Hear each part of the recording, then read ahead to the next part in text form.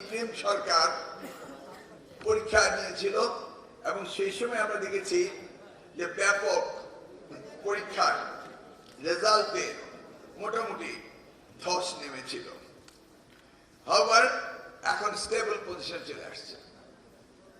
বিগত সরকার অর্থাৎ not interim তার আগের সরকারের সময় লেখাপড়া যে শৈথল্য ছিল সেটার থেকে কিছুটা হলেও ইন্টারিম গভর্নমেন্ট অনেকটা উত্তরণ করতে পেরেছে, তাই না? কারণ সরকারের সদিচ্ছার উপরে হয় এই শিক্ষা মন্ত্রণালয় চলে। যেমন মনে করুন 1972 সালে নকলের জন্ম হয়েছিল। সেই নকলের জন্ম হওয়ার পর আপনারা আসলে এই একটু যদি ওনাদের দিকে এদিক ওদিকে আসতে পারতেন সাংবাদিকরা, তাহলে বোধহয় ওনারা আমার সাথে কথা বলতে পারতেন। এনিওয়ে, হ্যাঁ ঠিক আছে, ওকে। তো 1972 সালে যে নকল জন্ম নিয়েছিল সেই নকল কিন্তু চলছিল। কিছুদিন আগে একজন শিক্ষক আমাকে 2001-এর স্মৃতিচারণ করার জন্য কতগুলো ছবি দিয়ে গেলেন। প্রথম আলো, ডেইলি স্টার, ইত্তেফাক, ইনকিলাব, ওদের ছবি দিয়ে গেলেন যে কিভাবে নকল হতো। সেটা যদি আমরা এখানে দেখাতে পারতাম তাহলে বুঝে যেত কি অবস্থায় ছিল। মই দিয়ে উঠে নকল দেওয়া, ছাদের উপর গিয়ে নকল দেওয়া, সেই অবস্থা কি আছে? নিশ্চয়ই না। সেই অবস্থা থেকে আমরা বেরিয়ে আসছি। কাদেরকে নিয়ে? শিক্ষকদেরকে নিয়ে। আপনারা কিন্তু নকল প্রতিরোধ করেছিলেন 2001 হতে 2006। সেই সময় অনেক আইন কানুন করেছিলাম। আজকের প্রেক্ষাপটে সেই আইন কানুনগুলো আর প্রয়োজন নেই। তবে 1980 পাবলিক পরীক্ষা যে অ্যাক্ট ছিল সেই অ্যাক্টটি এখন তেমন একটা কার্যকর নেই। কারণ নকলের স্টাইল, মোটিভ চেঞ্জ হয়েছে, এখন ডিজিটাল সবকিছু। সেই জন্য আমরা 1980 আইনটিকে কি কি পরিবর্তন আনা দরকার সেটা বিল হিসাবে আমরা উত্থাপন করছি। ক্যাবিনেট মিটিংয়ে অলরেডি আলোচনা হয়েছে এবং আগামী দিনে সেটা আপনারা দেখতে পাবেন। সেই আইনে ডিজিটাল বিষয়গুলোকে বেশি গুরুত্ব দেওয়া হয়েছে। শুধু পাবলিক পরীক্ষা বলতে আমরা এসএসসি, এইচএসসি বুঝাই তা নয়। অনেক পরীক্ষা হয়, সেই পরীক্ষাগুলো তো অনেক রকম বিভ্রান্তি হয়, সেগুলি যেন আর না হয়। নিয়োগ পরীক্ষা হয়, বিশেষ পরীক্ষা হয়, তারপরে ব্যাংকগুলো নিয়োগ হয়, সব জায়গায় পরীক্ষায় শিক্ষক নিয়োগ হয়। সব পরীক্ষাগুলো একটি স্ট্রেচারে আমরা নিয়ে আসার চেষ্টা করছি যেন এগুলো না হয়। সেটা হলো সাময়িক পরীক্ষা। পরীক্ষার ভিতরে অন্যান্য বিষয়গুলো যেগুলো রয়েছে, ধরুন আমার এক্সপেরিয়েন্স 1980 অ্যাক্টে যদি কেউ ইচ্ছাকৃতভাবে ছাত্রদের খাতা পাল্টিয়ে দেয়, ও আমার শিক্ষক উপরে ঠিকই থাকে, ভিতরে খাতা পাল্টিয়ে দেয়। এই সমস্ত ঘটনা ঘটেছিল এবং এই ঘটনা ঘটার কারণে অনেক শিক্ষার্থী আত্মহত্যাও করেছিল। তো সেই জন্য আমরা সেগুলিও পরিবর্তনের ব্যবস্থা করেছি। খাতা র্যান্ডম স্যাম্পলিং করা, খাতা দেখা, এগুলি ওই আইনের ভিতরে থাকবে। আবার আমরা যে এক্সামিনার রয়েছে, এক্সামিনারে অনেক সময় খাতা দেখায় এমন ভাবে সিরিয়াস হন না। অর্থাৎ আমি বলছি না ফেল করিয়ে দেওয়া। খাতা দেখবেন, ছাত্রছাত্রীরা যতটুকু লিখেছে ততটুকুর জন্য পার্সিয়াল মার্ক যেখানে দেওয়ার কথা সেখানে দিবেন, সুন্দরভাবে দেখবেন। অনেকে রিলাক্টেন্টলি দেখেন, যাচ্ছে তাই। আবার অনেকে দেখেছি হেল্পার দিয়ে খাতা দেখা, নিজের সময় নেই, এই ক্লাস 10 এর একজন ছাত্রকে টিউটরি করাচ্ছে, এই তুই দেখে দে। মানে সো মেনি থিংস, এগুলি সকলে করে না, 2-1 করে। বাট আমাকে তো অ্যালার্ট থাকতে হবে। সেই জন্য আমি পরীক্ষার পরও খাতা দেখার র্যান্ডম স্যাম্পলিং আমি করব, দেখব যে এক্সামিনার ঠিক মতো খাতা দেখছে কিনা। সেখানে যদি এক্সামিনারদের কোনো দুর্বলতা থেকে থাকে সেখান থেকে আবার এক্সামিনার ট্রেনিং প্রোগ্রাম আমি দেব। আসলে হয়েছে কি, আমরা প্রজেক্ট করি, আমরা যারা লেখাপড়া করি আমরা পরীক্ষা দিই, কিন্তু আমরা যারা চাকরি বাকরিতে বিভিন্ন জায়গায় বিভিন্ন প্রজেক্ট করি, বিভিন্ন রকম আমরা ব্যবস্থা নেই, এগুলির রেজাল্ট কি আমরা জানি না।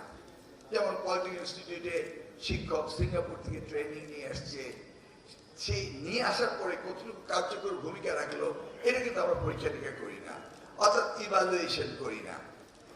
আজ অবধি এই যে আপনারা বছরের পর বছর এক্সামিনার হিসেবে কাজ করেছেন, আপনাদের এক্সামিনারের প্রসিডিউর গুলো ঠিক আছে কিনা, খাতা দেখা ঠিক আছে কিনা, এগুলি কিন্তু আমাকে দেখতে হবে, স্যাম্পলিং করে। বুঝতে পেরেছেন তো? আপনারা ভাববেন না যে আমি কঠিন হচ্ছি, আমি জানতে চাচ্ছি সবকিছু ঠিক আছে কিনা। কি আপনাদের আপত্তি আছে? অনেকে মনে করে আরে এটা আবার কি হলো, না এটা থাকতেই হয় এই নিয়ম, কারণ এক্সামিনাররা খাতা দেখছেন, তাদের খাতা দেখা ঠিক আছে কিনা এটা আমি কিভাবে জানবো? আগে নিয়মই ছিল কোনো খাতা দেখা যায় না।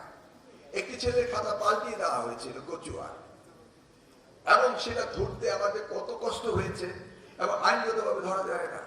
কুমিল্লা বোর্ডের চেয়ারম্যান আমাকে ডিরেক্টলি বলেছিল, স্যার 1980 নকল পাবলিক পরীক্ষা অ্যাক্ট অনুযায়ী তো আপনি খাতার ভেতরে কি লেখা হচ্ছে চেক করতে পারেন না। I am the chief executive of the ministry, I can do anything. I am within the law, above the law in my ministry because I introduced the law. I mean, আমার মন্ত্রণালয়, সেই জন্য সেই ছেলে খাতা কত কষ্ট করে বের করে তারপরে সে এখন আপনার PG heart specialist doctor Ataullah গেলে বুঝলেন তার দুঃখের কাহিনী। এই জন্য আত্মহত্যা করার কথা ছিল। মাদ্রাসা বোর্ডের পরীক্ষা হয়ে গিয়েছে, ও মা, একটি ছেলে এসে রিপোর্ট করলো যে সে নাকি মাদ্রাসা বোর্ডের এক পরীক্ষার্থীর খাতা লিখে দেয় পরীক্ষার পরে, তা আবার 7, 8, 10, 15 দিন পরে, মানে 15 দিন আগে ইংরেজি পরীক্ষা হয়ে গেছে, 15 দিন পরে সে খাতা লিখছে, নীল খেতে একটি বাসা ভাড়া করে। আরে কি অদ্ভুত ব্যাপার, পরীক্ষা হয়ে গেছে, খাতা সব গোডাউনে চলে আসছে, এখন ডিস্ট্রিবিউশন হবে, এর মাঝে ওই ছেলে বলে হ্যাঁ আমি লিখে দিচ্ছি। একটু পাগলের প্রলাপ মনে হয়, বলে হ্যাঁ স্যার আমি লিখে দিচ্ছি। আর how could it be possible? পরীক্ষা হয়ে গেছে, খাতা গোডাউনে চলে গেছে, ডিস্ট্রিবিউশন হবে, সে নাকি খাতা লিখে দিচ্ছে। ওরে আল্লাহ, কত চেষ্টা করলাম এটাকে বের করার, কোন অবস্থায় বের করতে পারিনি। কি আপনাদের হাতে কোনো বুদ্ধি আসছে বের করার? আরে একই, এ তো নিউরোসাইন্টিস্টও পারবে না। একই, তারপরে সিআইডি লাগালাম, ফলো করলাম, সিআইডি গিয়ে ওই ছেলেকে ধরতে বলছিল, তো নিজে এসে বলতেছে আমি খাতা লিখতেছি, ওর ধরে পিটানোর কোনো দরকার আছে? ও তো নিজে বলছে আমি আরেকজনের খাতা লিখে দিচ্ছি। শেষে বহু কষ্ট করে আবিষ্কার করলাম বোর্ডের চেয়ারম্যান, বোর্ডের কন্ট্রোলার, বোর্ডের এক্সামিনার কেউ জানে না, কোন শিক্ষক জানে না, কেউ জানে না। এবার বুঝেন তো কি ধরনের মানে তারা চালাকি করে। বের করা হলো গোডাউনের যে দারোয়ান ছিল যেখানে খাতা রাখা হয়, যে ছেলেটি পরীক্ষা দেয়, সেই পরীক্ষা দেওয়ার সময় আমি আবার আলিয়া মাদ্রাসা তার সিট, তার পাশে দিয়ে ঘুরে যাই, দেখি কি করে, আর এই সর্বনাশ লিখেই যাচ্ছে লিখেই যাচ্ছে। আমি আবার আমার পিএস কে পাঠাই, পরের দিন তুমি দেখো, আমার পিএস কে পাঠাই, সবাই দেখতেছে সে লিখে যাচ্ছে। আমি ওই ছেলেকে টার্গেট করেছি বিকজ আমি তো ইনফরমেশন পেয়ে কাজ করছি, ধরতে পারি না। মানে সে 4-5টা এই এক্সট্রা পেপার নেয়, একটু মোটা হয়ে যায় না, সেখানে সে এগুলির মধ্যে ম্যাজিক মার্কার দিয়ে এখানে দাগ দিয়ে দেয়। ওইটা গোডাউন থেকে বের করে নিয়ে এসে ওমার শীট রেখে তারপর ওখানে ঢুকিয়ে দেওয়া হয়। ইউ সি, কত অভিনব পদ্ধতি আমি শিখেছি, শিখে শিখে শিখে নকল বন্ধ করেছি। এখন এসে দেখি আর কিছু করার নেই, এখন ডিজিটাল পদ্ধতি। এখন কি করব? এখন ডিজিটাল পদ্ধতি, ডিজিটালি আমাকে স্টপ করতে হবে। ওই সময় বলেছিলাম ভার্নাবল সেন্টারে আপনারা ভিডিও ক্যামেরা দিবেন, তখন একটা ভিডিও ক্যামেরা নিতে ৬,০০০ টাকা লাগতো। তো আমি কি করতাম, মানে মব অ্যাটাক হতো, তারপর ওই যে আমাদের পুলিশ প্রশাসন আছে তাদের দ্বারা ধরিয়ে নিয়ে আসতাম আফটার দ্য এক্সাম। তো আমি before exam, exam time, after exam সব কিছু করে আমরা নকলের দাপন কাপন করে দিয়ে আসছিলাম। আমি নাই, আবার দেখা গেল সরকারের সেই ইচ্ছেটি নেই, সেই জন্য পরবর্তীতে আবার দেখলাম যে আস্তে আস্তে এটা নষ্ট হয়ে গেল। তো আমি তো তখন আমেরিকা থেকে শিক্ষক ইম্পোর্ট করে নকল বন্ধ করিনি, আপনাদের তো করেছিলাম নাকি? আর আমার শিক্ষকরা আছে, এটা প্রমাণিত সত্য যে সরকার যদি সদিচ্ছা থাকে শিক্ষকরা সহযোগিতা করে, সরকার যদি সদিচ্ছা না থাকে শিক্ষকরা সহযোগিতা করে না। আই এম ফুলি কনফিডেন্ট আমার টিচাররা আমাদের আগের অবস্থানে যাবে।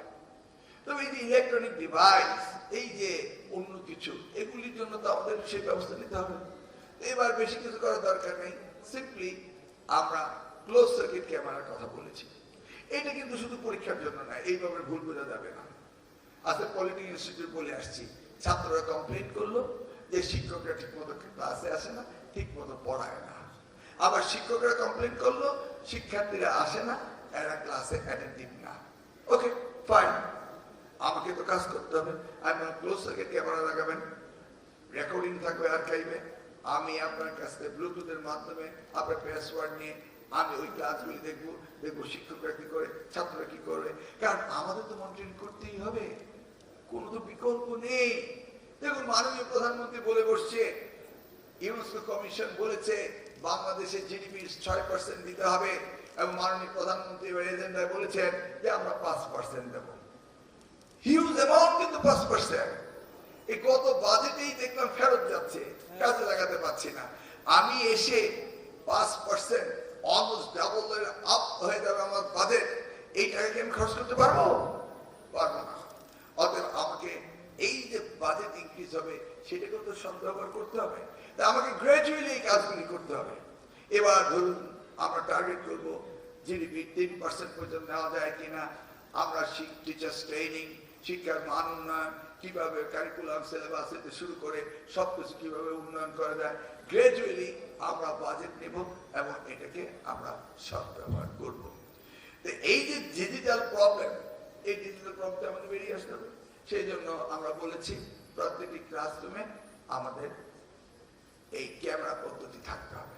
তাহলে আমরা ঢাকায় বসে বা রাজশাহীতে বসে, রাজশাহী বোর্ড যারা আপনাদের অথরিটি রয়েছে তারা সেখানে বসে ক্লাসরুমে বসে দেখতে পারবে যে ক্লাসরুমে ক্লাস কন্ডাক্ট হচ্ছে কিনা ঠিক মতো।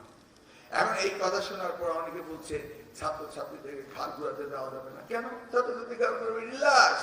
তার কি ঘাড় এরকম করে না পরীক্ষার সময়? আপনি করেননি? অনেক লেখার পরে এরকম করেন না? এরকম করিনি আমরা। আরে এটা কি হলো? ঘাড় ঘুরানো যাবে না, এটা তো কোনো কথা না। আমরা বলেছি ক্লাসরুম কন্ডাক্ট রেসিপ্রোকাল কিনা, শিক্ষকরা ঠিক মতো ক্লাস করে কিনা, ছাত্ররা ঠিক মতো মনোযোগ দেয় কিনা, এগুলিকে আমরা বিবেচনা আনবো। সেই সাথে পরীক্ষা হলে সিসি ক্যামেরা থাকবে এবং আমাদের দুশ্চিন্তা কমে গেল। কারণ আমাদের তো সেই আগের দিন নেই যে হঠাৎ করে হেলিকপ্টার নিয়ে হাজির হতে হবে, নাকি? সেদিন তো আর নেই। আমি ঘরে বসে যদি পৃথিবী দেখতে পারি, ঘরে বসে আমি ক্লাসরুম দেখতে পারবো না কেন? আমার এখন মনে প্রশ্ন হয়েছে, খাগড়াছড়ির প্রত্যন্ত অঞ্চলের একটা ক্লাসরুম আমি দেখতে চাই, আমাকে সেখানে যেতে হবে কেন? আমার তো এখন অ্যাডভান্টেজ রয়েছে, নাকি? সোশ্যাল মিডিয়া, তো সিসি ক্যামেরা, আমিও অ্যাডভান্টেজ নেব। আর অপরদিকে তারাও আর এই ব্যাপারে কেউ কোন রকম কারচুপি করতে পারবে না। দেখুন কি হতো, 30 মিনিটে পরীক্ষা কি হলো? হ্যাঁ, 30 মিনিটে এমসিকিউ পদ্ধতি। ঢাকা শহরের নামি দামি স্কুলগুলো, আমি গ্রাম গ্রামান্তর বলছি না, তারা 10 মিনিট যায়, 15 মিনিট যায়, 20 মিনিট যায়। ঢাকা শহরে অত্যন্ত নামি দামি স্কুলগুলো আমরা তো দেখে আসছি। আর তো মন্ত্রী তো দেওয়ার পর বসে নেই, এডুকেশন নিয়ে কাজ করছি। আমার একটা সংগঠন রয়েছে, এডুকেশন রিসার্চ ইনিশিয়েটিভ, এটা দিয়ে আমি অনেক সেমিনার সিম্পোজিয়াম করি, অনেক কাজ করি, আমার অনেক গবেষণা আছে। তারা 20 মিনিট অপেক্ষা করে, লাস্টে 10 মিনিট টুক টুক টুক করে সব আনসার হয়ে যায়। কেন? I want to find out কে ভালো কে খারাপ। আমি তো কাউকে থ্রেট করিনি। কেন এটা নিয়ে এত কথাবার্তা হচ্ছে? কেন শিক্ষকরা তো থ্রেট করছে? কিচ্ছু করার দরকার নেই, সব স্মুথলি হবে, কোনো রকম দুশ্চিন্তা করতে হবে না। 21শে এপ্রিল পরীক্ষা বিগত সরকারের টাইম সেট করে দিয়েছে, প্রশ্নপত্র করেছে, সব তাদের সেট করা, তো সম্মত করেছে। এখন হঠাৎ করে শিক্ষার্থীরা তারা ভাবছে যে তারা আগের মতো মব করলে, ফেসবুকে আমার বিরুদ্ধে হা হা দিলে আমি বোধহয় ঘাবড়ে যাব না। তো যারা লেখাপড়া করবে না, যারা টিকটক করবে, যারা লেখাপড়া করতে চায় না, তাদের নিয়ে তো আমি চিন্তা করছি না। আমি চিন্তা করছি যারা লেখাপড়া করবে। নাকি মন্ত্রীর পদত্যাগ দাবি করে, আরে ভাই পদত্যাগ তো আমার করতেই হবে যদি কিনা আমি পরীক্ষা ঠিক মতো না নিতে পারি। আমার তো দাবি পদত্যাগ আমাকে অবশ্যই করতে হবে যদি আমি পরীক্ষা ঠিক মতো না নিতে পারি। তাহলে তাদের তো চিন্তা করতে হবে তারা পরীক্ষা ঠিক মতো দেখে, আর তাদের তো যদি ঠিক মতো না করতে পারি সেটা আমার দুর্বলতা প্রমাণই হবে। এই যে পলিটেকনিক ইউনিভার্সিটি গেলাম, সেখানে গিয়ে যে অবস্থা দেখলাম, এইভাবে যদি টেকনিক্যাল এডুকেশন চলতে থাকে, কারণ মাননীয় প্রধানমন্ত্রী তিনি টেকনিক্যাল এডুকেশনের সবচেয়ে বেশি প্রাধান্য দিচ্ছেন, আর টেকনিক্যাল এডুকেশন যদি এইভাবে পড়তেই থাকে, ওরাও ফেল আমিও ফেল। কারণ আমি যদি এটাকে ডেভেলপ না করতে পারি তাহলে আমাকেও তো উনি বাদ দিয়ে দিবেন। কারণ এবারকার প্রধানমন্ত্রী তিনি শহীদ রাষ্ট্রপতি জিয়া রহমানের ছেলে, তিনি বেগম খালেদা জিয়ার ছেলে, তিনি জানেন এই রাষ্ট্র গঠন করতে হলে কি করতে হবে এবং তিনি করে ছাড়বেন ইনশাআল্লাহ। আর আমরা যদি সহযোগিতা না করি আমাদেরও পাস ফেল রয়েছে। অতএব আমরাও এবার ছাড়বো না, শিক্ষা ব্যবস্থা পরিবর্তন করেই ছাড়বো। যেহেতু উনি টাকা দিবেন, পয়সা দিবেন, সব দিবেন, আর আমরা করবো না কেন বলুন? এই যে আমার মাননীয় সংসদ সদস্য আমার পিতা আমার ছোট ভাই বলে বসলো শিক্ষকরা তার ছেলেদেরকে তার ইনস্টিটিউশনে পড়ায় না। এটা কি সত্য না মিথ্যা? সত্য, তাই না? এবার ভেবে দেখুন, আমি আমার ইয়ারআই প্রোগ্রাম করি কোচুয়াই স্কুল কলেজগুলোতে, হেডমাস্টার সাহেবকে জিজ্ঞেস করি যে আপনার ছেলে মেয়েরা কেমন আছে? ভালো, একজন আমার মেডিকেল পড়ছে, আর ইঞ্জিনিয়ারিং পড়ছে। আপনি থাকেন কোথায়? বলি কুমিল্লা। কেন থাকেন? ছেলে মেয়েদেরকে কুমিল্লা পড়ালেখায় ওই জন্য। আপনি স্কুলে হেডমাস্টার কোচুয়ায়, ছেলে মেয়েদের পড়ান কুমিল্লায়, আপনি থাকেন কুমিল্লায়। আপনি নিজের ছেলে মেয়েকে নিজের স্কুলে পড়ান না, এই কনফিডেন্স যার না, যার নেই, সে কি ভালো শিক্ষক হতে পারে বলুন? কিন্তু নিজের সন্তানের মতো অন্য সন্তানকে আদর স্নেহ করেন না। এই কথাটি উনি বললেন। আবার দেখবেন দাবি উঠে যে আমরা ঢাকা ইউনিভার্সিটির বুয়েটের প্রফেসর, আমরা ঢাকা কলেজের প্রফেসর, আমাদের ছেলে মেয়েদেরকে আমাদের প্রতিষ্ঠানে ভর্তি দিতে হবে। আরে ভাই, আপনার প্রতিষ্ঠানে অ্যাডমিশন টেস্ট হয়েছিল, আপনার ছেলে আপনার প্রতিষ্ঠানে অ্যাডমিশন টেস্টে টিকে না, তাহলে আপনি কি যোগ্য শিক্ষক হয়েছেন? কি আসতে বললাম, জোরে বললাম না, আবার যদি মাইন্ড করে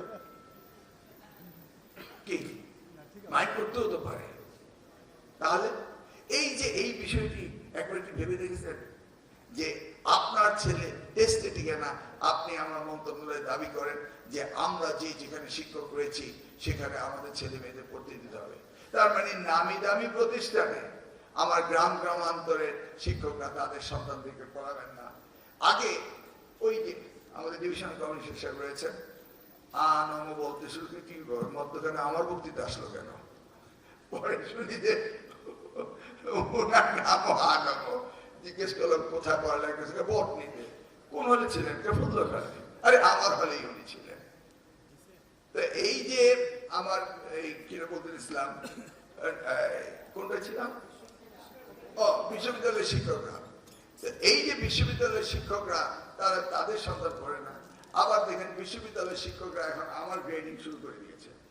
ঢাকা বিশ্ববিদ্যালয়ের ফিজিক্স এক স্বনামধন্য শিক্ষক 1 মাসের মধ্যে বলে বসলেন ব্যর্থ মন্ত্রী, পদত্যাগ করা উচিত। ব্যর্থতা কারা বলে দেন? ফ্রাস্ট্রেটেড। 30 দিন না যেতেই ঢাকা বিশ্ববিদ্যালয়ের ফিজিক্স ডিপার্টমেন্টের এক শিক্ষক আমাকে ব্যর্থ বলে দেন। উনি কতটা ফ্রাস্ট্রেটেড দেখেছেন? উনি নিজের প্রতিষ্ঠানে নিজের ছাত্রছাত্রীর খাতা ঠিক মতো দেখান না, পড়ান না, এই জন্য কিউএস রেটিং ঢাকা বিশ্ববিদ্যালয়ে নেমে গিয়েছে। আসলে যেটা বলছিলাম, জেলা স্কুলগুলো আগে আমরা ঢাকা বিশ্ববিদ্যালয়, আমরা ঢাকার ছেলে, ঢাকায় পড়েছি, ঢাকায় পড়েছি, তো যদি কোনো ভালো মেধাবী ছাত্র আমাদের ক্লাসমেট থাকতো, জিজ্ঞেস করতাম কোথেকে পড়েছো? ও আমি রাজশাহী জেলা স্কুল থেকে, ও আমি কুমিল্লা জেলা স্কুল থেকে। জেলা স্কুল মানে নাম্বার 1 স্কুল। কি প্রিন্সিপাল সাহেব মেডিকেল কলেজের? জেলা স্কুল। কিন্তু এখন গিয়ে দেখেন জেলা স্কুলের দায়িত্বে ডিসি সাহেবের ছেলে মেয়েরা ঢাকায় থাকে, ঢাকায় লেখাপড়া করে।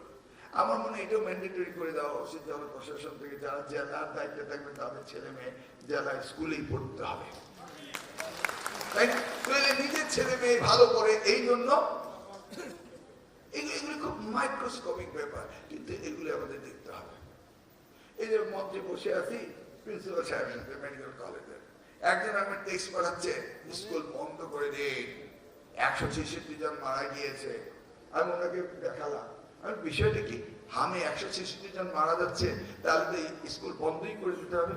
তো উনি বললেন না, আপনি চিন্তা করার দরকার নাই, বিগত সরকার ভ্যাকসিন দেয়নি বলে ইনফ্যান্ট মারা যাচ্ছে, আর আপনার স্কুল কলেজের ছাত্র ইনফ্যান্ট না, তারা মারা যাচ্ছে না।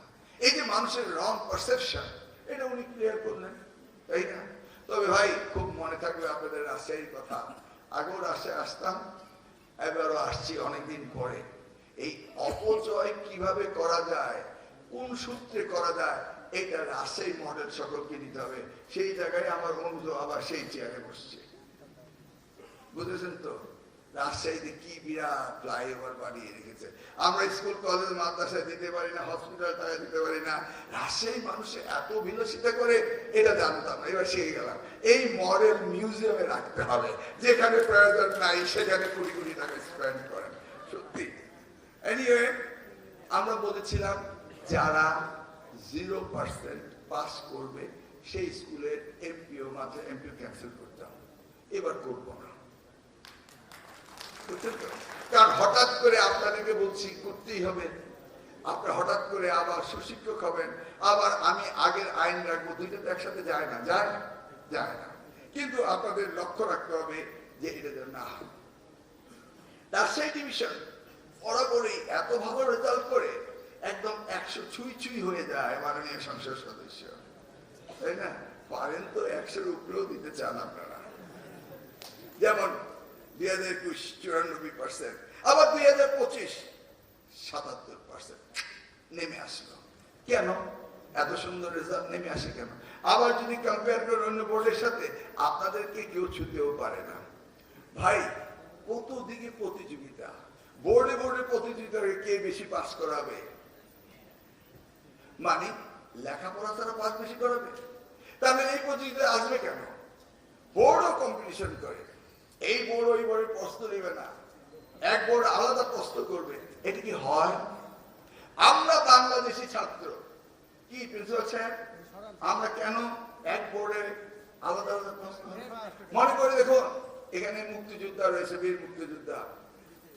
পাকিস্তানের ইস্ট পাকিস্তান থাকাকালীন সময় এটা ছিল ইস্ট পাকিস্তান টেক্সট বোর্ড, নাকি ইস্ট পাকিস্তান বোর্ড ছিল, একটি প্রশ্ন হতো। তারপর হলো Dhaka board, Comilla board, Rajshahi board, JSA board. এইভাবে হলো না আস্তে আস্তে, কারণ কাজের পরিধি বাড়ছে, ছাত্র সংখ্যা বাড়ছে, সেই জন্য বোর্ডগুলি বাড়লো।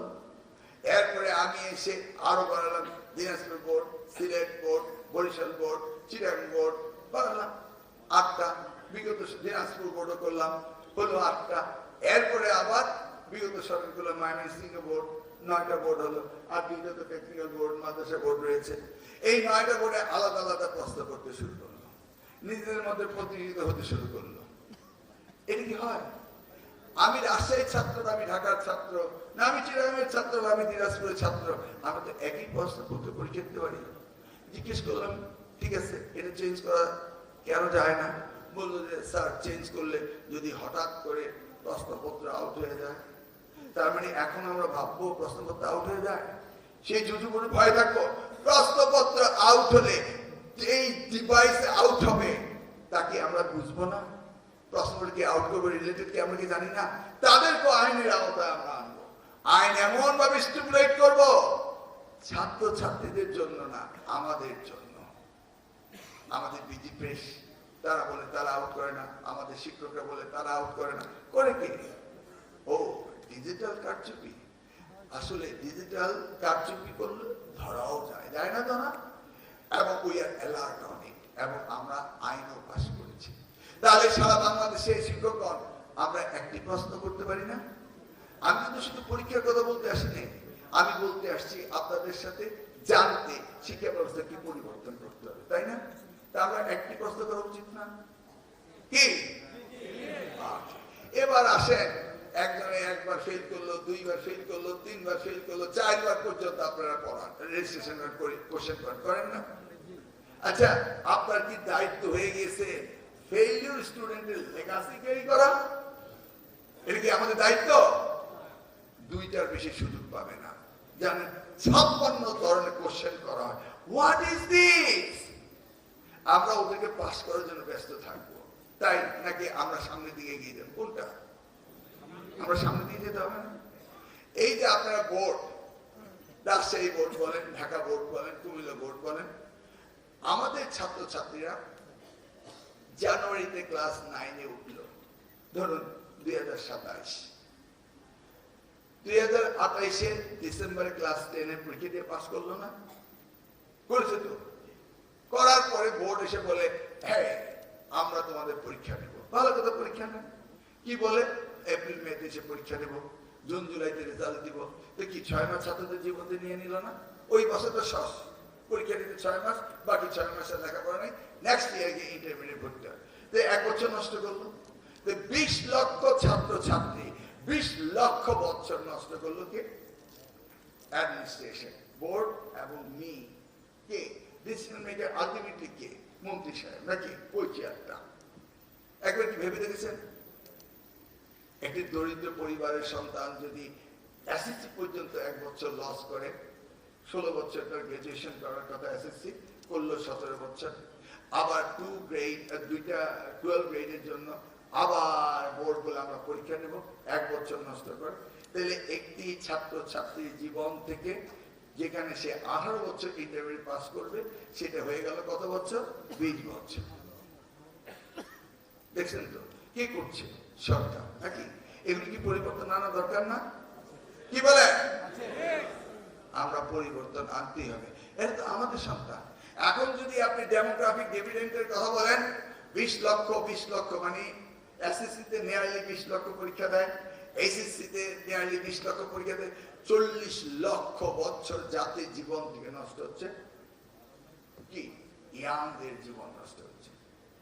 আবার আমরা টেকনিক্যাল এডুকেশনকে মনে করি টেকনিক্যাল এডুকেশনের ডিপ্লোমারা মনে করে আমরা ইঞ্জিনিয়ারিং কলেজের সাথে 4 ইয়ার্স, মানে সবাই উচ্চ শিক্ষা। কেন? টেকনিক্যাল এডুকেশন পলিটেকনিক ইনস্টিটিউট ছিল, ম্যাট্রিক পাস করবো 3 বছর। এই যে আমাদের এখানে যারা রয়েছেন, আমাদের চেয়ারম্যান সাহেব, ওনারা এসএসসি পাস করে 3 বছর পড়ে ডিপ্লোমা ইঞ্জিনিয়ার হয়েছেন। তারপর ক্যারিয়ার বিল্ড করবেন, উনি ব্যাচেলর ডিগ্রি করেছেন, সেই জন্য রয়েছে তো ডুয়েট রয়েছে, ওনারা করেছেন। কিন্তু আমরা এখন টেকনিক্যাল এডুকেশন 4 বছর করে দিলাম, তারপর আবার ইন্টারমিডিয়েট পাস করে ভর্তি করে, তারপরে এখন এসে বলছে যে আমরাও তো 6 বছর পড়ছি। তো এটা হয়ে গেল কি হায়ার এডুকেশন ইন ইঞ্জিনিয়ারিং। আমরা টেকনিক্যাল এডুকেশন বলতে বোঝাই SSC vocational, HSC vocational, technical training centre, এগুলিকে আমরা টেকনিক্যাল কলেজ বলি।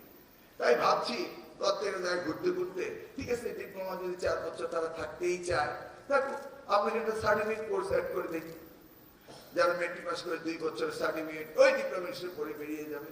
পৃথিবীতে এরকম অনেক ডিপ্লোমা রয়েছে, অনেক সার্টিফিকেট কোর্স রয়েছে, এগুলি আমাদেরকে ইন্ট্রোডিউস করতে হবে। কারণ আল্লাহর দেওয়া যে নিয়ামত, আমাদের যে জনসংখ্যা, এই জনসংখ্যা কিন্তু চাইলেই পাওয়া যায় না।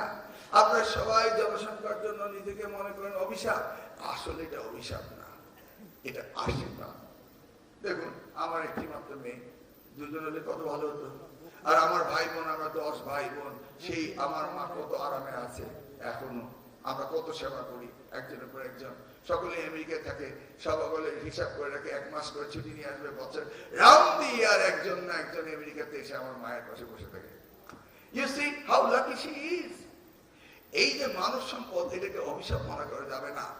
এটাকে অভিশাপ হয় তখনই যখন এই বাংলাদেশ যারা চালাচ্ছেন তারা যদি তাদেরকে কর্মক্ষম জাতি হিসাবে তাদেরকে কনভার্ট না করতে পারে, তাই না? দেখুন হিসাব করে পৃথিবীর উন্নত দেশে ম্যাক্সিমাম দেশগুলো বেশি লোক মারা যাচ্ছে, কম লোক জন্মগ্রহণ করছে।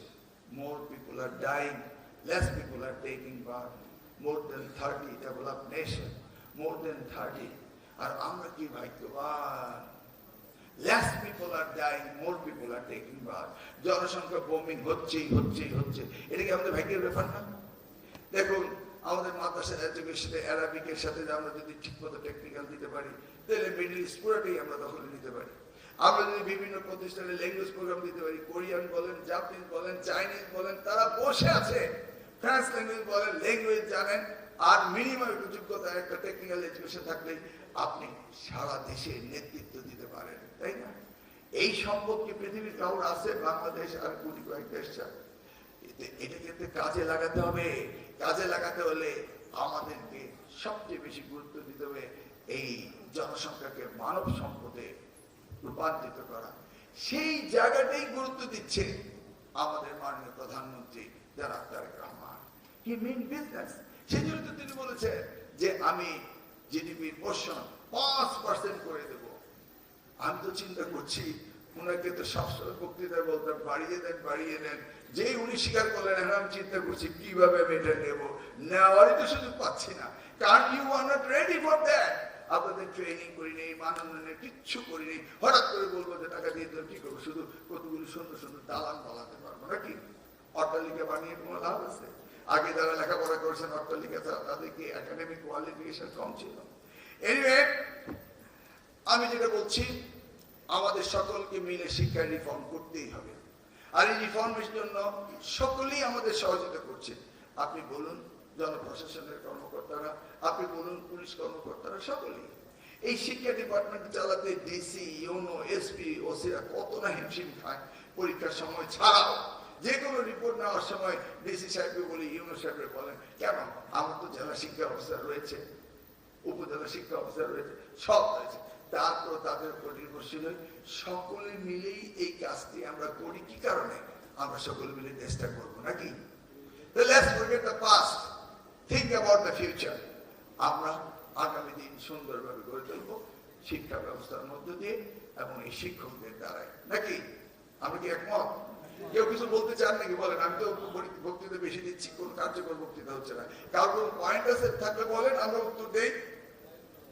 আর আমরা যদি বিভিন্ন রকম বলতে চাই এই সমস্ত কথা, কয়টা সেন্টার ফেল করেছে, পাশে কি হয়েছে না, এগুলি কোনো জানার দরকার আছে? এগুলি সকলেই জানে, তাই না? এবার আমাদেরকে সুন্দরভাবে পরীক্ষা নিতে হবে।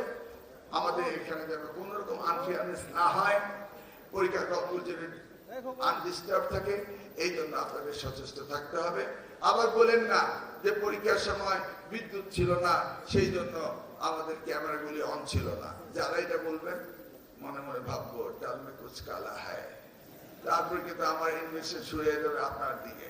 কারণ আইপিএস যে যদি হেডমাস্টারের রুমে একটি ফ্যান চলতে পারে, আইপিএস এ কিন্তু ক্যামেরা চার্জ খুব কম লাগে, আমরা জানি, বুঝতে পারছেন? তারপর আমরা সারা বাংলাদেশে চিঠি দিয়ে দেবো যে পরীক্ষার সময় যেন বিদ্যুৎ বিভ্রাট না হয়, মাননীয় প্রধানমন্ত্রী অফিস থেকে দেওয়া হবে। তারপরও বলছি, টেকনিক্যাল রিজন হলে কিন্তু আপনার কোন রিজনেবল রিজন থাকবে না। আর যদি কেউ ওই রিজনেবল রিজন করে, তাহলে বলবো চালাকি হচ্ছে। তখন ওইদিকেই কিন্তু আমার ধনুক যাবে বেশি।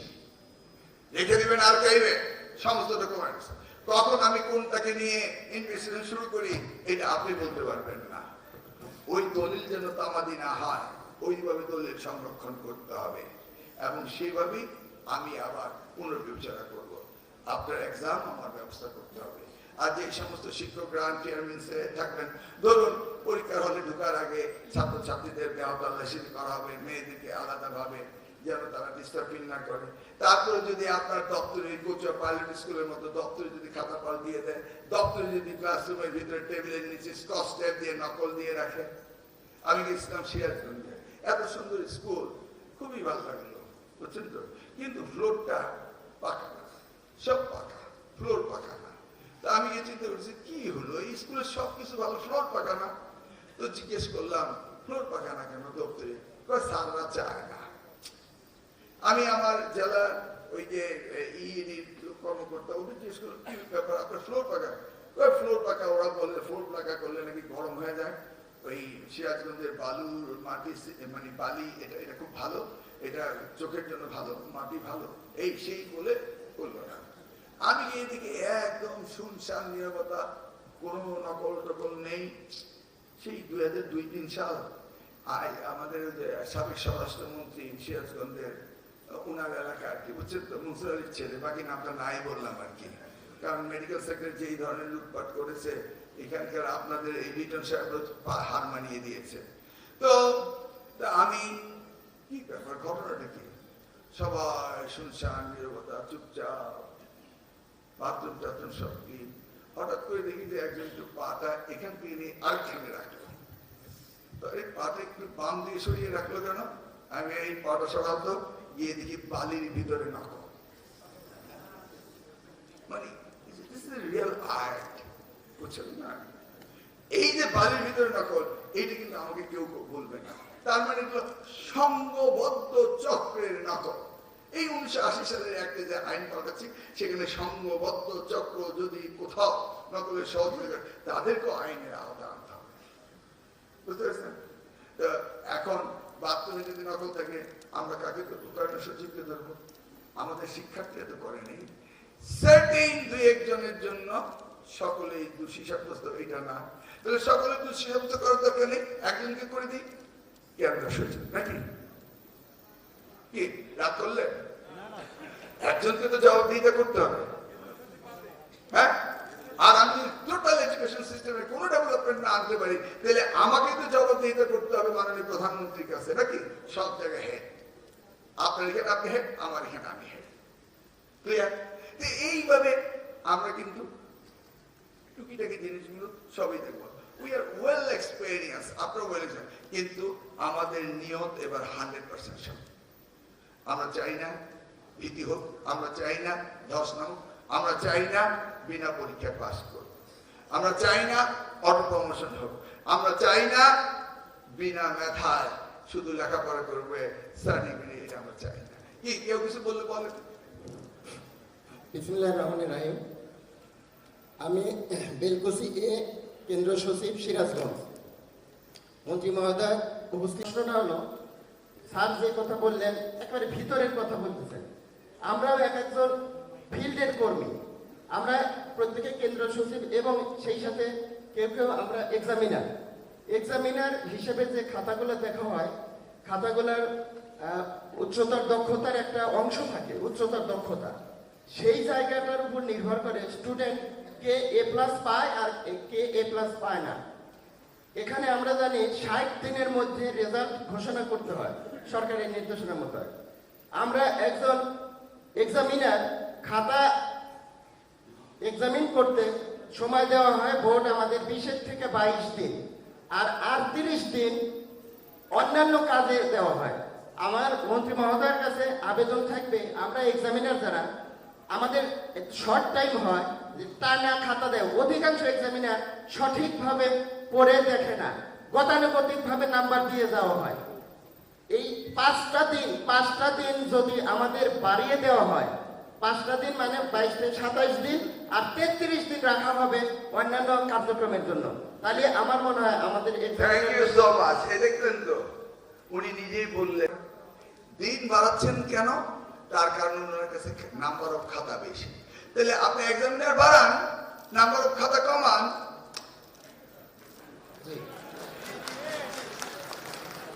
আরেকটা প্রশ্ন, আমরা কি নতুন এক্সামিনার নেব না? দরকার আছে, হ্যাঁ, আমি কি চাই না নতুন এক্সামিনার তৈরি হোক? আচ্ছা, এটা কোনো সমস্যা হলো? বাট নেভার অ্যাড্রেসড, যা আছে তাই, এর কোনো পরিবর্তন কেউ চায় না। এটা তো হতে পারে না। চেয়ারম্যান সাহেব, আপনার এরিয়াতে আপনি আপনার সিদ্ধান্ত দিবেন। We don't want to hear any complain, ঠিক আছে? Thank you. নেক্সট।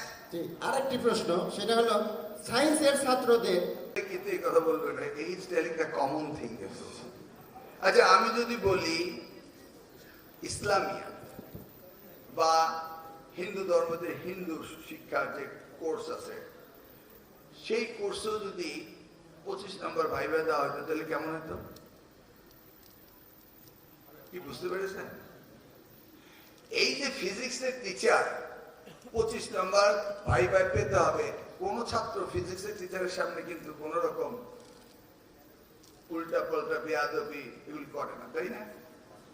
আর যদি ইসলামিয়াতের 25 নম্বর দিতাম, তাহলে কিন্তু জানেন ইসলামীদের টিচার তাকিয়ে থাকতো যে তারা নামাজ পড়ে কিনা বা হিন্দু হলে মন্দিরে যায় কিনা। আর ইসলামী টিচার কি করতে জানেন ভাই ভাই? এই বলতো কবর জিয়ারত কি, দোয়াটা কি, এই বলতো দুইটা হাদিস বলতো। ইউ সি নাও, সেখানে কি দরকার নেই 25 নম্বর? কি বলে? হ্যাঁ, কারণ এ দেশটি নৈতিকতা শিক্ষার বিবর্তিত হচ্ছে বলেই আজকে এইভাবে নতুন জেনারেশন তারা অন্য স্টাইল হয়ে যাচ্ছে। কোনো ওপিনিয়নই পাই না, কিভাবে পরিবর্তন করবো? আমি তো আসছি নতুন কিছু জানার জন্য আপনাদের কাছ থেকে। কি এটা কি আইডিয়াটা ভালো? হ্যাঁ, একটু জোরে বলবেন। আবার আসেন ফিজিক্স, কেমিস্ট্রি, বায়োলজি, ওরা নেই এই 25 নম্বর পাওয়ার জন্য, বুঝছেন তো? আমাদের ল্যাবগুলো ঠিক মতো নেই, স্কুলগুলো ঠিক মতো পরীক্ষা দিতে পারছে না। সেই জন্যই তো এই গতবার যাওয়ার সময় বলেছিলাম 12 গ্রেড পর্যন্ত আমরা সকলকে একই ইউনিট ট্র্যাক এডুকেশনের কথা বলেছিলাম, যেটা উন্নত সব বিষয় রয়েছে। ইউনিট ট্র্যাক এডুকেশনে 12 গ্রেড শেষ করার পরে তারা অ্যাসোসিয়েট ডিগ্রিতে চলে যায়, স্পেশালাইজেশন চলে যায়, তারপর ইঞ্জিনিয়ারিং স্কুল, মেডিকেল স্কুল যে যেখানে যাওয়া সেখানে, ল স্কুল যে যেখানে যাওয়া সেখানে, তাই না? আমরা আমাদের শিক্ষা ব্যবস্থাটাকে আমাদের অরিজিনে আমাদের মতোই রাখছি, আর পরিবর্তন করতে গেলেই দেখা যায় অনেকে অনেক কিছু শুনতে চান না। কিন্তু আমরা তো অকপটে ভুলে যাই যে education is the common commodity for the global village. এটা সকলের জন্য একটাই জিনিস, একইভাবে এটা প্রতিযোগিতা করতে হবে, তাই না? এনিওয়ে, সেটাও এবার অ্যাড্রেস করা হবে। Alright, next. পরীক্ষা ম্যানেজমেন্ট আবার স্যার কথা শেষ করে স্যার একটু বিষয়টা হলো স্যার আমরা এটা কি যৌক্তিক না অযৌক্তিক? যৌক্তিক না অযৌক্তিক? যৌক্তিক। কে ম্যানেজ করছে? বোর্ড। দেখুন, বোর্ড কিন্তু শিক্ষার্থীদের ফি নিয়ে চলে। তারপরে দেখবেন আমি মন্ত্রী হওয়ার পরপরই 1 সরকার পরে 1 সরকার আসলেই শত শত অ্যাপ্লিকেশন বোর্ডে, ডিডি অফিসে আসার জন্য। বোর্ডে কিন্তু কোনো ব্ল্যাকবোর্ড নেই, চক নেই, ডাস্টার নেই, স্টুডেন্ট নেই। তাহলে শিক্ষকরা কেন বোর্ডে আসতে চায়? আপনি শিক্ষকতা করছেন যেখানে ছাত্র থাকবে। আপনি চাকরি নিয়েছেন কি জন্য? চাকরি নিয়েছেন কি জন্য? স্কুলে পড়ানোর জন্য, কলেজে পড়ার জন্য, তাই না? বোর্ডে আসতে চান কেন? ওখানে কি ছাত্রছাত্রী আছে? তো আমি কিছুদিন আগে ঢাকা বোর্ড থেকে আসছি, এসে একজন, আমি জানি না সে করতে আসছে, আমি নতুন মন্ত্রী হয়েছি, ফুলের ছড়াছড়ি শুরু হয়ে গেছে, এই জন্য ফুল দেওয়া বন্ধ হয়ে গেছে, কারণ এত বেশি ফুল, ফুলে ফুলে ফুল, কিন্তু কাজের বেলায় কিছু না। তো ফুল দিয়ে বললো, স্যার আপনি আমাকে ওই সময় নিয়ে এনে ছুরি দিয়েছিলেন বলে আমি পিএইচডি করেছিলাম। নিজেকে ধন্য মনে করলাম যে একটা ছেলে পিএইচডি করলো। স্যার এরপর আমি পোস্ট ডক করেছি। কোথায় করেছো? এখানে করেছো। তা আমি খুব খুশি হলাম যে সাংঘাতিক মেধাবী, এমফিল, পিএইচডি, পোস্ট ডক করেছে। তাই মনে মনে ভাবলাম ও কোন কলেজে আছে, একটা ভালো কলেজে নিশ্চয়ই আছে। তো জিজ্ঞেস করলাম কোথায় আসো? বোর্ডে। আমি তুমি পোস্ট ডক করে বোর্ডে কেন? ওখানে ছাত্রছাত্রী আছে। আস্তে এই পিছনে দিকে চলে গেল, যেন আমি চেহারাটা মনে না রাখতে পারি। কি জন্য জানেন? বোর্ড তারা যখন তৈরি করি তখন সাহিত্য প্রতিষ্ঠান হিসেবে তৈরি করি। বলা হয় বোর্ডের ইনকাম দিয়ে বোর্ড চলবে। এমন ইনকাম করে যেটা তাদের টাকার অভাব নাই, এমন ইনকাম করে যে 12 মাসে 18 মাসে বেতন নেয়, আর আপনাদের সার্ভিস দেয় না। ভাই, কেউ কিন্তু গণপ্রজাতন্ত্রী বাংলাদেশ সরকারের বাইরে কেউ না। কারোর দায়িত্ব যদি ঠিক মতো না পালন করেন, আইন পরিবর্তন করাও কিন্তু সম্ভব। কি মিথ্যা না সত্য? হ্যাঁ, সব আইন পরিবর্তন করা যায়। আমি কিন্তু ভাই সকলকে বলবো, আমার চাকরি থাকে আর না থাকে, আপনি সুবিধা নেবেন আর আপনি কাজ করবেন তা তো হয় না। কমপ্লেইন করলো তার জন্য চার্জ করবেন। আপনি ছাত্রদের ফির টাকায় চলেন, শিক্ষকরা কাজ করে সেইটা তদারকি করে আপনি 12 মাসে আরো 8 মাসে বেশি বেতন নেন। আর আপনি কিনা শিক্ষকদের কাছে 5,000 টাকা করে নেবেন। এগুলি মন্ত্রণালয় পর্যায়ে বোর্ডের চেয়ারম্যানকে ডেকে কি কমপ্লেইন গুলো আছে যেগুলি অসামঞ্জস্য, এগুলি দেখতেই হবে আমাকে, কোনো উপায় নেই। একতরফি হলে হবে না, সবকিছু অ্যাড্রেস করতে হবে। ওখানে 1300 আর 500 এই বিষয়টি কি আমাদের বলতে হবে? তার মানে ওই যে চিরাঙে শুনেছি এসএসসিতে মেধাবী ছাত্ররা যে স্কুলে পড়ে, এসএসসি একই রোল নম্বরে ওই মেধাবী ছাত্ররা একই জায়গায় পড়ে। এগুলি সব এবার দেখবেন আমি যেখানে যাব সেখানেই দেখবেন এই ধরনের তথ্য পেয়েই আমি যাব। কারণ আমার তো একটা ফোন আছে, ওই ফোন নাম্বার আগেও ছিল, ওইটা এখনো আছে। এটা এবার শুধু আগে তো ওই হোয়াটসঅ্যাপ ছিল না, এখন শুধু ভয়েস মেইল লিখে দিবেন, নামও বলতে হবে না, কোথায় কি হচ্ছে আমি সেই জায়গায় সাথে সাথে চলে যাব। উত্তর দেওয়ার সময় থাকবে না, কথা বলার সময় থাকবে না, শুধু ভয়েস মেইল লিখে দিবেন। বুঝতে পেরেছেন তো? নাম্বারটা মনে আছে না নাই? ও এটা খুব সিম্পল, গ্রামীণের 01711, এটা তো সবারই জানা আছে। একটা মনে রাখলেই হবে 56, তারপর হলো ভাষা আন্দোলন 1952, 56 ভাষা আন্দোলন, আর 0171 এর মনেই থাকবে নাকি?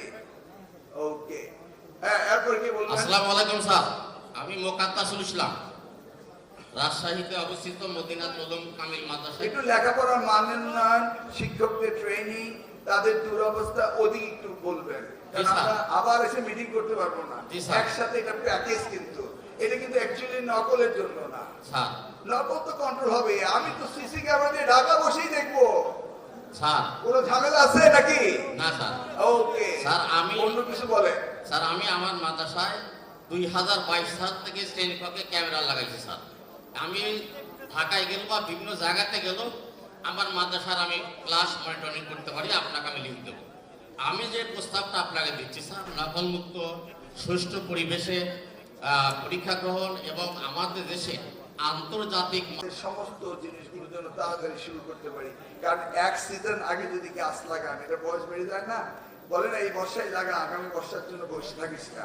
তা আমাদের শিক্ষা ব্যবস্থার যে পরিবর্তনগুলো আনতে হবে, এটা আমাদের তড়িঘড়িতে করতে হবে। দেখুন 2022 সালে পটিয়া তারাপুর স্কুল, এটা কি এখানে কেউ আছে?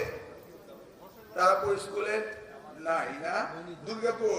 দুর্গাপুরের যুবশ্রী চয়নিকা বালিকা বিদ্যালয়ে কেউ আছে? নাই না?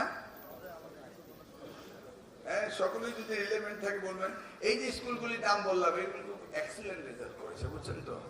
এক্সিলেন্ট কেমন জানেন? মাত্র একজন ছাত্র পরীক্ষা দেয়, একজনও পাস করে না। দুইজন পরীক্ষা দেয়, দুইজনই পাস করে না। হ্যাঁ দেব, দাঁড়া, এই বিষয়ে একটু ছোট্ট ঘটনা বলে দিই।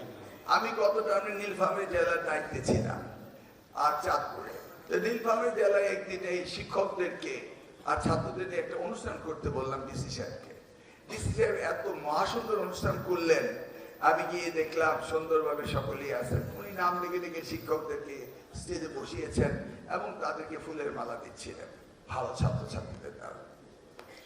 আমি বললাম আপনি এই স্কুলের কাগজগুলো দেন আর ছাত্রছাত্রীদের নাম দেন, দিয়ে এই যে এখানে কি লেখা, পুটিয়া তারাপুর হাই স্কুল বা দুর্গাপুর যুবশ্রী চয়নিকা স্কুল, এই ধরনের স্কুলের হেডমাস্টারদের ডেকে নিয়ে আসলাম। আর যারা মঞ্চে ছিলেন তাদেরকে নামিয়ে ওই সামনে বসিয়ে দিলাম। ওনারা আসলেন, ওনারা তো খুব ভাল লাগছে, স্টেজে আসছে, মন্ত্রী সাহেব ডেকে নিয়ে আসছে। তারপরে ওনাদেরকে সবার গলায় ফুলের মালা দিলাম। দেওয়ার পরে বললাম যে এবার আপনি বক্তৃতা দেন, সবাইকে বলুন কিভাবে আপনি একজনও পাস করে নেই। এই টেকনিকটা কোত্থেকে আপনি শিখলেন, ওনার একটু শিখিয়ে দেন। বুঝতে পারছেন তো? আমি কিন্তু শিক্ষক, তো ডিরেক্টলি তো বলা যায় না, ইনডিরেক্টলি বলা হবে। এমন গাত্র দেওয়া হবে আপনার, পরে ভবিষ্যতে বুঝবেন। এবার জিরো পেলে কিছু বলবো না, কিন্তু এর পরের বার যদি তৈরি না হন তাহলে কিন্তু কঠিন পদক্ষেপ নেব। এই বাংলাদেশকে গড়তেই হবে, কোনো বিকল্প নাই। কি বলেন? একজনের জন্য দুইজনের জন্য আমি শিক্ষা ব্যবস্থাকে পরিবর্তন করব, এটা হবে না। আর কেউ কেউ হঠাৎ, এই গতবারও আমি যখন শিক্ষামন্ত্রী ছিলাম, আমার বিরুদ্ধে মিছিল হয়েছে, মিটিং হয়েছে, মব হয়েছে, আমি কিন্তু সারেন্ডার করিনি। আপনি ভুলে গিয়েছেন, কিন্তু আমার বিরুদ্ধে গতবার হয়েছিল। একদিন ম্যাডাম আমাকে ডেকে বললেন, মিলন তোমার বিরুদ্ধে যে এইভাবে আন্দোলন ধেয়ে আসছে, এটা যদি ঢাকায় আসে তখন কি করবে? আমি ম্যাডাম একটা কাজ করবেন। কি বলবে? শিক্ষা প্রতিমন্ত্রীর পদত্যাগ চাই। তখন তো প্রতিমন্ত্রী ছিলাম। আপনি আমাকে ফায়ার করে দিবেন, ভেরি গুড। তারপরে প্রয়োজন হয় অন্য জায়গায় দিয়ে দিন, কিন্তু ম্যাডাম আমি কম্প্রোমাইজ করবো না। এবারও কিন্তু তাই, প্রয়োজনে জনাব তারেক রহমান মাননীয় প্রধানমন্ত্রী আমাকে ফায়ার করতে পারেন, কিন্তু আমি কোন রকম আনফেয়ারনেস আমি কম্প্রোমাইজ করব না। ক্লিয়ার? নেক্সট কি আসসালামু আলাইকুম। দাঁড়ান, এখানে সাংবাদিক সাহেব এটা বলবেন। ঠিক আছে, এখন ঘরে ঘরে মিডিয়া, বুঝতে পেরেছেন তো? সেই জন্য যদি সাংবাদিককে দেওয়া হয় তাহলে হবেটা কি, একটা বিশৃঙ্খল সৃষ্টি হবে। আপনাদের অ্যাসোসিয়েশনে কন্ট্রোল করতে হবে। আপনি যদি বলতেন যে আমরা দুইজন দুইজন করে পাঠাবো, পারবেন না আপনারা। ও বলবে আমি যাবো না কেন, আমি যাবো। এই জন্য আবার এই সাংবাদিকরাই কিন্তু ইন্টারনাল ইনফরমেশন দিয়ে দেয়, সেইভাবেই কিন্তু আমি চেক করি। সব সাংবাদিক আমার ইনফরমেশন দেয়, কিন্তু যদি আমি গড়ে সবাইকে দিতে বলি একটা অস্বস্তিকর পরিবেশ হবে। দয়া করে এটা বলেন না। কিন্তু আপনার দূর দূরান্ত থেকে জুম লাগিয়ে, আপনার দূরের থেকে, আর আপনার চায়ের দোকানে এই যে খবরটা পেলেন, এটা কি ক্লাসরুম পেয়েছেন, বাইরে পেয়েছেন, এই খবরগুলো দিবেন, আমরা সেগুলিকে ভেরিফাই করব। মাননীয় সংসদ সদস্য, আপনাদের দায়িত্ব কিন্তু শিক্ষা ব্যবস্থা কঠিন ভাবে দেখা। তাই বলে পরীক্ষা হলে আবার ওই আগে একটা কথা বলে বিপদে পড়ে গেছিলাম, ওই কথাটার উচ্চারণ করতে চাই না। একা খেতে আগে আমি দুষ্টুমি করে একদিন মিটিং বলেছিলাম, মাননীয় সংসদ সদস্য পরীক্ষা হলে যাবেন কিন্তু সাহাবাদের নিয়ে যাবেন না। হায় রে, আমার বিরুদ্ধে যে লাগলো। আমি কিন্তু এবার বলিনি এটা, আমি বলছি কাউকে নিয়ে যাবেন না। এবার আর কোর্ট করেন না, শিক্ষা তো আবার একবার হয়েছে নাকি। এনিওয়ে, খুব সুন্দর কথা বলেছেন। এইটা এখানে কারিগরি বোর্ডের 3 জন সচিব সাহেব রয়েছেন, চেয়ারম্যান সাহেব রয়েছেন এবং দিদি সাহেব রয়েছেন। তারা 3 জনে শুনলো। আর আমি আজকে বলে আসছি প্রত্যেকটি পলিং স্টেশনে সিসি ক্যামেরা থাকতেই হবে। যাদের সিসি ক্যামেরা কেনার ক্ষমতা থাকবে না, আমরা টাকা দেবো, তাও কিনতে হবে। এই ভিডিও ফুটেজ তো আমার খোরাক, এটাই তো আমার খাদ্য। ওকে, নেক্সট। আসসালামু আলাইকুম। আমি মোহাম্মদ রুবেল। একটি প্রশ্ন স্যার বোর্ডের কাছে, আপনার নতুন একটা সিস্টেম করছেন যে প্রবেশপত্র পিন, এই পিন নিয়ে আমরা একটু বিব্রত হয়েছি। আশা করি যে আগামী হয়তো এরকম বিব্রত হবে না। আপনারা আমাদের আগে থেকে আরো ক্লিয়ারেন্স দিবেন এবং ইনস্ট্রাকশন দিবেন, আমরা হয়তো পারবেন। চেয়ারম্যান সাহেব, আপনারা কি যা ইচ্ছা তাই চার্জ করে বসেন নাকি? আবার কি ফি, আবার প্রবেশপত্র ফি কি? সরি, প্রবেশপত্র প্রিন্ট করতে বলছেন আমাদের কেন্দ্র বা প্রতিষ্ঠানকে। এইটা আরো ক্লিয়ারলি আমাদের করতে গিয়ে অনলাইনে বুঝলাম না, ওনারা চার্জ করছেন না আপনাকে চার্জ করতে না করছেন? চার্জ নেয় না স্যার, চার্জ নেবে না, কিন্তু আগে বোর্ড আমাদেরকে প্রবেশপত্র দিতেন বোর্ড থেকে, কিন্তু এখন আমাদের প্রতিষ্ঠানে এটা প্রিন্ট দিতে হচ্ছে। অ্যাডমিট কার্ড আপনাদের হার্ড কপি প্রিন্ট করতে হয়, স্যার, সেই জন্য আপনারা কি করেন, ছাত্রদের টাকা নেন? না না স্যার, টাকার বিষয় না স্যার। এইটা শেষ পর্যন্ত প্রিন্টে যে আমরা যে হ্যাসেল হচ্ছি, একটু কষ্ট পাচ্ছি, হয়তো অনলাইন ঠিক থাকছে না, প্রিন্ট সহজ হচ্ছে না, এই প্রিন্টের বিষয়টা সহজীকরণ করার জন্য আমরা আবেদন জানাচ্ছি। হ্যাঁ, এটা দুইটা ওয়ে আছে। একটা ওয়ে হলো টাকার বিষয় না স্যার, টাকার বিষয় না। আপনারা গিয়ে বোর্ড থেকে আনতে পারেন। জি স্যার। না, বোর্ড আবার অ্যাডমিট কার্ড প্রিন্ট করার জন্য, খাতা দেওয়ার জন্য, এক্সামিনেশন করার জন্য, এগুলির জন্য তারা ভাগে ভাগে বোনাস পায়। তো এটা আপনি ধরেন না। না, টাকার বিষয় না স্যার, আমাদের টাকার বিষয় এখন না। কথা হচ্ছে বোর্ড চাচ্ছে আপনারা এটা অনলাইনে আপনারা এটাকে প্রিন্ট করে নেন। এই টেকনোলজির উপর নির্ভর আস্তে আস্তে শিখতেই হবে। এই শিখাটা আমি চাই আমরা শিখি, আগে দিলে হয়। টেকনোলজিকে অ্যাভয়েড করা যাবে না কিন্তু। যেমন আমি ঢাকায় নামি দামি স্কুলগুলোকে বলেছি অনলাইন অফলাইন করতে। কেন বলেছি জানেন? একদিকে তেল সাশ্রয়, ট্রাফিক জ্যাম কম, অপরদিকে আস্তে আস্তে তারা যেন এইটার সাথে একটু সম্পর্ক বাড়ায়। কারণ আপনাদেরকে প্যানলেস পেপারলেস ডিজিটাল এডুকেশনে আপনাকে যেতেই হবে, এর কোনো বিকল্প নেই। আপনি ভিত্তিক প্রথম প্রশ্ন, আমি এসে যে বৃত্তি পরীক্ষাটি হয়নি ক্লাস 5-এ, সেই বৃত্তি পরীক্ষাটা আমি নিতে যাচ্ছি, জানেন তো? এটা নিয়ে অনেকেই বলেছে দরকার নাই, আমি বলছি না, দরকার আছে। কেন দরকার আছে জানেন? অনেক শিক্ষকরা বলেছে স্যার ওরা তো 6 উঠে গেছে, ওদের তো বই নাই। আমি বললাম বৃত্তি পরীক্ষা তো কম্পালসারি না, যার ইচ্ছা সে যাবে, যার ইচ্ছা সে যাবে না। আমাকে তো চিন্তা করতে হবে কেন? কেন আমি এটা বলেছি জানেন? বৃত্তি পরীক্ষায় যে টাকাটা দেওয়া হয় অনেক ছেলের জন্য এটা খুব উপকারী। ক্লাস 6, 7, 8 পর্যন্ত দেওয়া হয়। আর আপনি যেটা বলছেন এটা খুব কম, তাই না? আমি এটা জানি। অলরেডি এইটাতে আমি 4 গুণ বাড়িয়ে প্রস্তাব দিয়ে দিয়েছি অলরেডি। যা এই যে শিক্ষকরা 25% উৎসবতা পেতেন, ওই 2004 সালে খুলনায় গেছিলাম, ওই শিক্ষকরা আমার বলেছিল মাননীয় প্রধানমন্ত্রী 25% দিয়েছিলেন। পরবর্তীতে 17 বছর আপনারা পাননি, এই ইন্টারিম গভর্নমেন্ট এসে আপনাদেরকে আবার 25% দিয়েছে। আমি বসে কয়েকটা টাকা একটা খাতে বেশি উদ্বৃত্ত পড়েছিল, ওই টাকাটা দিয়ে আপনাকে ভেবেছিলাম যে 10% দিয়ে দেবো, দেওয়ার জন্য আমি নথি পাঠিয়েছি, কিন্তু এটা একটু ঝামেলা ছিল বলে নইলে এবারও 10% বাড়িয়ে দিতাম। তো সেই মাছ কিন্তু ছুটে যায়নি, এখনো বড়শিতে আছে, আমি তুলতে পারছি না, যে কোনো সময় চলে যাবে আর কি। তো 10% যদি এইবারই হয়ে যায়, আবার মাননীয় প্রধানমন্ত্রী এই আগামী বাজেটে ঢুকিয়ে আপনাদের সকল দাবিদার, এটা আমি ভালো করে বুঝি, বুঝলেন না, হাংরি ম্যান গেটস অ্যাংরি, তাই না? আপনাদের দিকে তাকাতে হবে। এবং এই শিক্ষা, এই যে গ্রেড আমি কিন্তু গ্রেড শুনলে আমার ভালো লাগে না। শিক্ষকের সাথে অন্য কোনো গ্রেডের তুলনা, শিক্ষকের জন্য আলাদা একটা পে স্কেল করতে হবে, তাদের তুলনা করা দরকার কি, কে বড় কে ছোট, এটা দরকার নেই আমার তুলনা করা। শুনেন, শিক্ষকদের সম্মান না দিলে শিক্ষা ব্যবস্থা পরিবর্তন আসবে না, এটা আমরা বুঝি। এট দ্য সেম টাইম আপনাদেরকেও কিন্তু অ্যালার্ট হতে হবে। এই যে আমরা মিডিয়ার যুগে মিডিয়া অ্যাডভান্টেজ দিচ্ছি, এবার দেখবেন সিসি ক্যামেরার কারণে শিক্ষকরা পড়াশোনা করেই আসবেন এবং শিক্ষকরা ঠিকমতো ক্লাস কন্ডাক্ট করবেন, শিক্ষার মান উন্নয়ন হতেই হবে।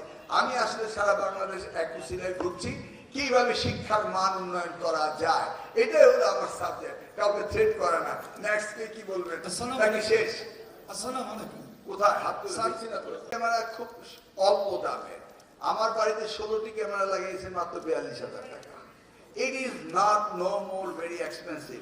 আপনার মাদ্রাসায় যদি এই ধরনের বাজেট না থেকে থাকে, আমি আপনার এটা সম্পূর্ণ করে দেবো, আপনি খরচ করে ফেলেন, আমাকে লিস্ট দিয়ে পাঠিয়ে দিবেন, আমি এটা ব্যবস্থা করবো, কিন্তু করতেই হবে। No way to have excuse. আর আমি জানি 50,000 টাকা খরচ করার মতো অ্যাবিলিটি সকলেরই আছে, নাই এটা বলেও লাভ নেই। আর যদি নাইও থেকে দেখে অসুবিধা নাই, পরে আবার ডিআইএ পাঠিয়ে দেখবো যে আপনার টাকা ঠিক মতো ব্যবহার হয় কিনা, এটাও মনে রেখে কিন্তু। হ্যাঁ, যখন আপনার কাছে টাকা চাবেন, তারপর আবার পরের দিন দেখবেন যে ডিআইএ গিয়ে ওখানে উপস্থিত, department of audit and inspection. ওই অডিট অ্যান্ড ইন্সপেকশন কিন্তু আবার 1 মাসের সুবিধা দিতে পারবে না। আমি জানি যেখানে যায় সেখানে আগেই এমপি ভুক্ত শিক্ষকদের 1 মাসের টাকা তারা নিয়ে নেয়। I know everything. আমি আপনার মতোই তো, ওই সাংবাদিকদের মতোই তো একজন। আগে ছিলাম ওখানে, এখন আসছি এখানে, তাই না? এখানে আসার সুবিধা আছে, জেনে আসছি। অতএব দিয়ে আবার আপনার কাছ থেকে 1 মাসের সুবিধা নিতে পারবেন না, ওটাও আমি ঠিক করছি। জানি না এমন কিছু নাই। সুবিধাটা কি জানেন? আমাদের প্রধানমন্ত্রী, তিনি দেশকে ভালোবাসেন, তিনি আপনাদেরকে ভালোবাসেন, তিনি এই দেশকে গড়তে চান। বুঝতে পেরেছেন তো? দেখেছেন তো? একজন মন্ত্রী ট্রাফিক সিগন্যাল পার হতে গেছিল, পুলিশকে গিয়ে বলতেছে তার পেট্রোল, যে ওই আগের গাড়িটা ছেড়ে দেন না, দিয়ে আমাদের যেতে দেন, পেট্রোল গাড়ি। আমাদের সামনে তো আবার যারা সিনিয়র মন্ত্রী হয়েছে তাদেরকে আবার একটু কখন কি বিভ্রাট ঘটে, এই জন্য একটা পেট্রোল গাড়ি দিয়েছে, তেলের বাজারও একটা পেট্রোল গাড়ি দিয়েছে। আমি বললাম না দিল, বলে না, বলা যায় না কখন কি হয়। তো ওরকম একজন মন্ত্রী সামনে দিয়ে তার পেট্রোল গাড়িকে বলছে, ওই 2টা গাড়ি ছেড়ে দিলে তো আমাদের মন্ত্রী সাহেব যেতে পারে। মাননীয় প্রধানমন্ত্রী ট্রাফিকে বসে থাকে, সার্জন বলতে, স্যার আপনাকে সারবো কেন, আপনার মন্ত্রী তো প্রধানমন্ত্রীর চেয়ে বড় না। ইউ সি, সকলেই কথা বলতে, এই জুলাই 36 সকলকে বাক স্বাধীনতা ফিরিয়ে দিয়েছে। বুঝতে পেরেছেন না? We should be alert, including I myself. Okay, ধন্যবাদ স্যার। স্যার, আমি একটি বৈষম্যমূলক কথাবার্তা আপনার দরবারে আবেদন করছি। আমাদের স্কুলকে বিনামূল্যে বই দেওয়া হয়, সেই প্রজেক্টগুলো government and plaza other donor organization সেই টাকাটা দেয়। তাদের প্রেসক্রিপশন অনুযায়ী প্রাইমারি স্কুলগুলোতে টাকা দেওয়া হতো। তখন আমি নিজে সিদ্ধান্ত নিলাম আমরা বই ছাপিয়ে দিব, এবং সেই সব বই ছাপিয়ে দিতে গিয়ে আমি প্রচন্ড বিপদেও পড়েছিলাম। কারণ প্রথম আমি বের করলাম যে 10% রয়্যালিটি মাদ্রাসা বোর্ড নিয়ে যায়। তো 10% রয়্যালিটি কত টাকা নিয়েছেন? এত টাকা। তো এটাকে অঙ্ক করে দেখলাম 6 কোটি টাকা হলে হয়ে যায়। আমি বিভিন্ন বোর্ড থেকে 6 কোটি টাকা নিয়ে রেডি হলাম ম্যাডামের অনুমতি নিয়ে। তারপর ইউনো সাহেবদেরকে চিঠি লিখলাম যে আপনারা আপনাদের মাদ্রাসার তালিকা দেন। যখন তারা তালিকা দিল, দেখেন ওই বাবা, বিশাল পরিবর্তন, লাগলো 16 কোটি টাকা। সেই যে কি দুরবস্থা! তখনকার বাংলাদেশ, আমাদের বাজেট ছিল, লাস্ট বাজেট ছিল 2006 and 7-এ 65,000 কোটি টাকা। আর আমাদের শিক্ষা মন্ত্রণালয়ের গত মন্ত্রীর বাজেট ছিল নিয়ারলি 80,000 crores টাকা। গত বাজেট ছিল 6.5 লক্ষ কোটি টাকা। বুঝতে পেরেছেন তো? এই এখন বাজেটের বিরাট পরিধি বেড়েছে, বই পুস্তক দেওয়া শুরু হয়েছে, সবকিছু হবে। এগুলিকে আস্তে আস্তে একটা ফরমেশন আনতে হবে। আমি জানি আপনারা ডিপ্রাইভ, এগুলো আবার চলেছে, but will start working on it. এখন আমরা আপনাদের দিকেও দেখাবো, প্যারালি আমাদের সময় পার হয়ে যাচ্ছে, আমরা কোয়ালিটি এডুকেশন দিকেও দেখাবো। Thank you. আর কোনো প্রশ্ন আছে? এইটে 6 কত টাকা দেন? এক বাচ্চাকে 3 বার রেজিস্ট্রেশনের জন্য 3 বার 6 কত রেজিস্ট্রেশন ফি? 50 টাকা, 100 টাকা। 8 রেজিস্ট্রেশন ফি কত? 50 টাকা। না স্যার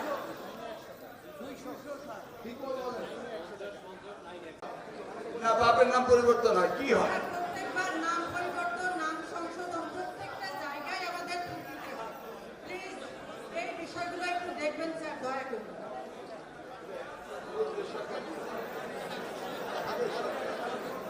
সতীশ সাহেব, আমাদের মিটিং এটা উঠাবেন। আগে সরকার এই সিদ্ধান্ত নিয়েছিল, তাদের চেয়ারম্যানকে অ্যাড্রেস করে কোনো লাভ নেই। ওকে জি স্যার, ধন্যবাদ স্যার। ওকে, এখন আসুন, once forever the problem has to be over. এই জন্য মাননীয় প্রধানমন্ত্রী উনি এই বিষয়টাকে অ্যাড্রেস করার জন্য আমরা কি করি, ওভার 18 ন্যাশনাল আইডি কার্ড নাকি? স্যার আর একটা দাঁড়া, এটা শেষ করি। ওভার 18 ন্যাশনাল না বলে প্রাইমারি স্কুলে পড়েন আপনি, খারাপ তাই জি স্যার, এই কি? আমি কি ভুল বলছি? তাদের রেজিস্ট্রেশন আপনি ভালো হলেন, আপনি মানে আমি, আমি মানে আপনি, আপনি মানে আমরা। আমরা যারা সরকারি স্কুল যদি ভালো থাকি, তো ও কেন প্রাইভেট রেজিস্ট্রেশন করবে? You ask yourself. স্যার সরকারি স্কুলে নয় স্যার, এটা বেসরকারি স্কুলের ক্ষেত্রে হয় স্যার। না, যেখানেই হোক নিশ্চয়ই একটা কম্পিটিটর আসে কখন। উনি যখন বললেন অ্যাপতে দায়িত্ব প্রাইমারি যাচ্ছে, প্রাইমারি অ্যাপতে দায়িত্ব যাচ্ছে, আমি দেখছি যে কোথাও স্কুল থেকে মাদ্রাসা যায়, কোথাও মাদ্রাসা থেকে স্কুল আসে। যেখানে মাদ্রাসা ভালো সেখানে স্কুল থেকে মাদ্রাসা চলে যায়, আর যেখানে স্কুল ভালো মাদ্রাসা স্কুলে চলে, সেটা দেখছি। কারণ আমরা একটি ক্যাচমেন্ট এরিয়াতে মাদ্রাসাতে স্কুল দিই, কারণ দুই এডুকেশন, তাই না? এখন কি হয়েছে, মাদ্রাসার মধ্যে অনেক সায়েন্স, আর্টস, কমার্স, কারিগরি দেওয়াতে এখন ফ্লেক্সিবল হয়ে গেছে, যেখানে ভালো পড়ায় সেখানে যায়। অতএব ভালো পড়ালে ওই বিজ্ঞানসে দেখেন না কি লম্বা লাইন। ইয়েস, ধন্যবাদ স্যার। আসসালামু আলাইকুম স্যার, আমি একটা কথা বলতে চাই স্যার। অনার্স, আবার যেখানে দরকার সেখানে নাই। পলিটিশিয়ানরা আসে নিজের নামে ওভার স্যাচুরেটেড স্কুল কলেজ খোলে। এগুলি অনেক ইতিহাস আমি দেখেছি। আমার ডিস্ট্রিক্ট নীলফামারীতে 100 হাত লম্বা একটা টিনের ঘর বানাতে যেত 1 লাখ টাকা, যা কিনতে যেত 5,000 টাকা। এমপিও পেত 20 জন, একজনের কাছ থেকে 5 লাখ করে নিলে হয়ে যেত 1 কোটি টাকা। এই 10 লাখ টাকা খরচ করতো আমাদের ডিজি অফিসে, 10 লাখ টাকা খরচ করতো মন্ত্রণালয়ে, আর 80 লাখ টাকা পকেটে চলে আসতো। এটা আমার মতো মাননীয় সংসদ এসাবেক মিলনরাই করেছেন। এগুলি আমার দেখা। এই জন্যই আমি এনটিআরসি করেছিলাম, নিজে একা নিজ উদ্যোগে করেছিলাম এনটিআরসি, যে শিক্ষক নিবন্ধন না করলে অযাচিত ভাবে এইভাবে প্রতিষ্ঠা হবে। যে যেখানে সুযোগ পায় সেখানে মিসইউজ করে। কারণটা কি? কারণ আমার মতো লোক যারা মন্ত্রী হয় তারা এগুলিকে ওভারসি করে। এবার no oversee, I am experience person, I know. এবং সবগুলি আস্তে আস্তে ক্লোজ ডাউন। যেখানে প্রয়োজন সেখানে দেব, যেখানে অপ্রয়োজন সেখানে বন্ধ করব। ক্লিয়ার? স্যার, আমি মোহাম্মদ আব্দুল দাঁড়ান, এখান থেকে একটু কাছে থেকে আমার চিঠি নিয়ে আসছি স্যার, আমি নিয়ে নিজে যাবো, দিয়ে গেলাম এটা। ওকে, জি স্যার, ধন্যবাদ স্যার। ওই আমার আসসালামু এপিএস গেছেন, আপনি দিয়ে যান। আসসালামু আলাইকুম। আস্তে, সাংবাদিকদের বাড়িতে একটা প্রশ্ন শুনি।